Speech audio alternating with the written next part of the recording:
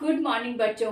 आज मैं आपके लिए अनुच्छेद लेकर आई हूँ जो कि वर्णनात्मक प्रश्नों में आते हैं। वर्णनात्मक प्रश्नों में प्रश्न जब अनुच्छेद का आता है तब इनमें 3 विषय दिए हुए होते हैं, जिसमें से हमें एक विषय पर अनुच्छेद के रूप में एक पैराग्राफ लिखना होता है। जो भी लिमिट दी होती है शब्दों की, उस लिमिट को ध्यान में रखते हुए इसे तैयार करना होता है। तो आज हम इसी विषय पर बात करेंगे, अनुच्छेद कैसे लिखा जाए।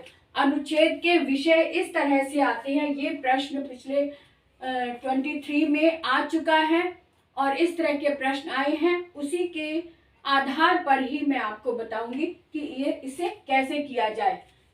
निम्नलिखित 3 विषयों में से किसी एक विषय पर लगभग 120 शब्दों में सारगर्भित अनुच्छेद लिखिए। सारगर्भित अनुच्छेद लिखिए। पहला दिया है, परीक्षा से पहले मेरी मनोदशा। ये एक विषय है, परीक्षा से पहले मेरी मनोदशा, जो कि बहुत ही कॉमन है। हर बच्चे को परीक्षा से पहले मन में एक डर होता है कि पता नहीं परीक्षा पत्र कैसा होगा, मैं कर पाऊंगा या नहीं कर पाऊंगा। ये सबके साथ ऐसा होता है, इसीलिए ये एक कॉमन टॉपिक है जो आप सबके दिमाग में रहता है। उसी पर ये दिया गया है और आप इसे बहुत अच्छे से समझ सकते हैं क्योंकि ये आपका अपना अनुभव होगा।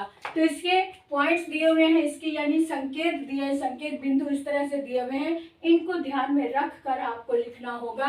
परीक्षा से पहले मेरी मनोदशा, परीक्षा का नाम से ही भय या डर, परीक्षा की पूरी तैयारी, प्रश्न पत्र देख कर डर हुआ दूर। तो इस तरह से आ जाता है। परीक्षा से पहले बहुत डर लगता है, जब परीक्षा पत्र सामने आ जाता है तो डर दूर हो जाता है, यानी कि उनमें जाने पहचाने प्रश्न हमारे सामने आने लगते हैं तो हमें लगता है कि हाँ ये तो हमें आता है, ये तो हम कर लेंगे। तो इस तरह से डर दूर हो जाता है। तो अगला टॉपिक है, देश के निर्माण में युवा वर्ग का योगदान।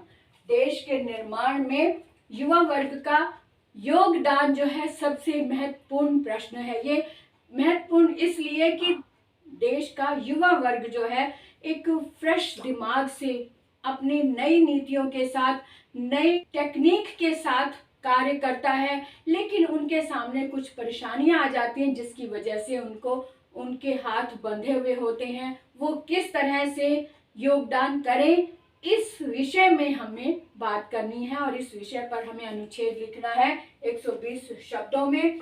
तो ये पॉइंट्स दिए हुए संकेत बिंदुओं को ध्यान में रखकर हम इस तरह से इनको रख सकते हैं। युवा वर्ग की वर्तमान स्थिति, वर्तमान स्थिति सबसे ज्यादा प्रभावित करती है। तो वर्तमान स्थिति को ध्यान में रखते हुए, यानी वर्तमान में भटकाव की स्थिति, वर्तमान में भटकाव की स्थिति, एक यही युवा वर्ग ही एक ऐसा है जो संभल जाए तो देश का निर्माण कर दे, अगर वो भटक जाए तो अपने ही लाइफ को परेशानी में डाल दे। तो इस तरह से छोटी छोटी चीजें जो होती हैं वो बहुत ही सावधानी के साथ महसूस करते हुए, अनुभव के साथ हमें अपना योगदान देना होता है और अपनी बात लिखनी होती है। और तीसरा पॉइंट है, राजनीति का दबाव और युवा वर्ग का शोषण। सबसे अधिक दबाव इसी बात का पड़ता है कि राजनीति, जो दल पहले बन चुके, जो नेता बन चुके हैं, वो आने नहीं देना चाहते किसी को भी आगे, और युवा वर्ग उनके दबाव में आ जाता है। इसी वजह से वो कुछ कर नहीं पाता। लेकिन यही चैलेंजिंग पीरियड होता है, यही चैलेंज है जीवन का कि अगर आप अपने देश से प्रेम करते हैं तो कुछ भी करके आगे आए और अपना योगदान दें, यही इसमें बताना है आपको। आगे देखते हैं, तीसरा पॉइंट है, तीसरा विषय दिया है जंक फूड। जंक फूड, जैसा कि आजकल इतना चलन ही हो गया है जंक फूड का।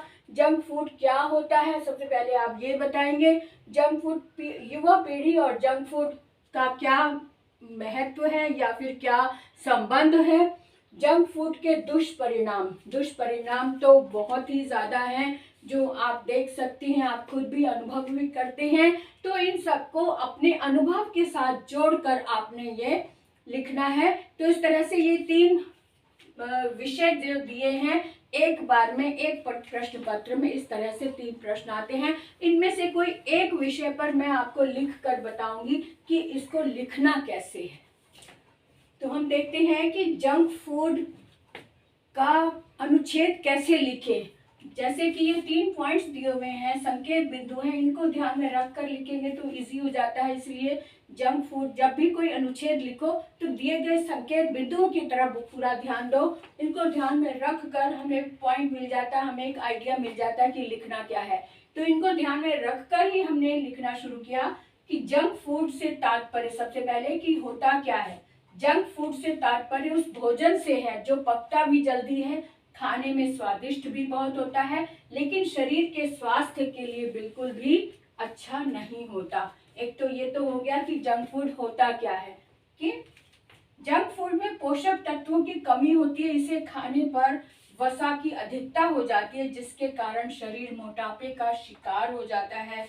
शरीर में शुगर बढ़ जाती है, जिसके कारण व्यक्ति डायबिटिक मधुमेह का शिकार हो जाता है। शरीर में कोलेस्ट्रॉल बढ़ जाता है, जो धीरे धीरे शरीर में जहर बनाने लगता है।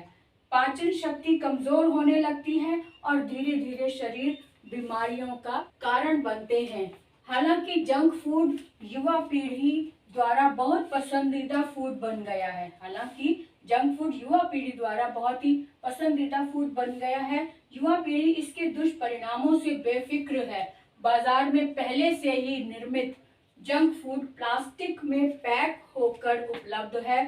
जंक फूड टाइफाइड, हृदय से जुड़े रोग, हाइपरटेंशन, मोटापा जैसी बीमारियों का कारण बनता है। ये फूड हमारी सोच से कहीं अधिक नुकसानदायक होता है। इन बीमारियों से बचने के लिए युवा पीढ़ी का जागरूक होना अत्यंत आवश्यक है। देश का युवा स्वस्थ होगा तभी तो स्वस्थ भविष्य का निर्माण होगा। तो इन बातों का ध्यान रखते हुए इस तरह से आपने ये अनुच्छेद लिखना है, जिसमें कि आपके अनुभव के कुछ शब्द होने बहुत जरूरी है, क्योंकि उसी से पता चलता है कि आपका अपना ज्ञान कितना है, या आपकी रुचि कितनी है, या आपने कितनी तल्लीनता से इसे लिखने की कोशिश की है। तो इस तरह से ये जंक फूड के ऊपर हमने लिखा। बाकी जो पॉइंट्स हैं वो भी एक एक करके मैं बताने की पूरी कोशिश करूंगी। और अगर आपके माइंड में कोई अलग टॉपिक है तो आप कमेंट बॉक्स में लिखकर ज़रूर बताएं, कि उस पर भी मैं अपने विचार प्रकट करने की पूरी कोशिश करूंगी।